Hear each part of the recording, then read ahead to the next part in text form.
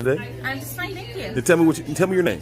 I'm Hannah Patton Elliott. And what do you teach? I teach fourth grade GT. Okay, fourth grade. Now tell me what you thought about the math fluency and problem solving training today. Okay, so I had a lot of students last year that struggled with basic multiplication, and I think it gave a way for us to quickly and efficiently teach them to multiply in a way that doesn't take up a lot of space, either cognitively or on their paper, so that they can get through it and actually focus on what's in the standards that they need to work on. Excellent. So you got something that will help get your GT students at an even higher level. Absolutely. Excellent. Thank you for your time. Thank you.